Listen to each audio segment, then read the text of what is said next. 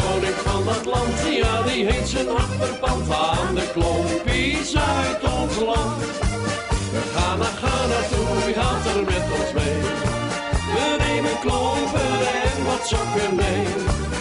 Want de koning van dat land, ja die heeft zijn hart verpand aan de klompies, aan de klompies, aan de klompies uit ons vaderland. Diep in het donker Afrika, vlakbij de oceaan, daar woont een leuke koning, King Nana wat zijn naam. We namen voor zijn voeten wat Friese klompen mee. Nu is hij overal bekend van radio en tv. We gaan naar Ghana toe, wie gaat er met ons mee? We nemen klompen en wat sokken mee.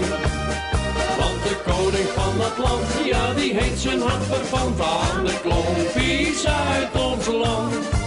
We gaan naar Ghana toe, wie gaat er met ons mee? We nemen klompen en wat sokken mee. Want de koning van dat land, ja die heeft zijn hart verpand aan de klompies, aan de klompies, aan de klompies uit ons vaderland.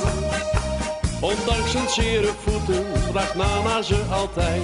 Van lopen op die klompen heeft hij toch echt geen spijt.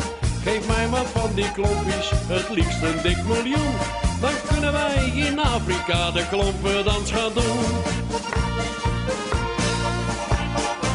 We gaan naar Ghana toe, wie gaat er met ons mee? We nemen klompen en wat sokken mee. Want de koning van dat land, ja die heeft zijn hart verpand aan de klompies uit ons land.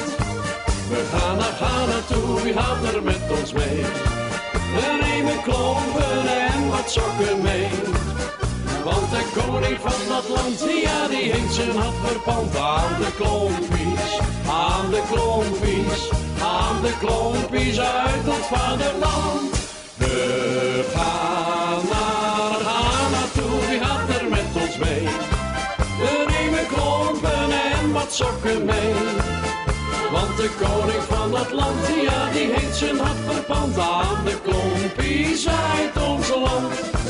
We gaan naar Ghana toe, wie gaat er met ons mee? We nemen klompen en wat sokken mee.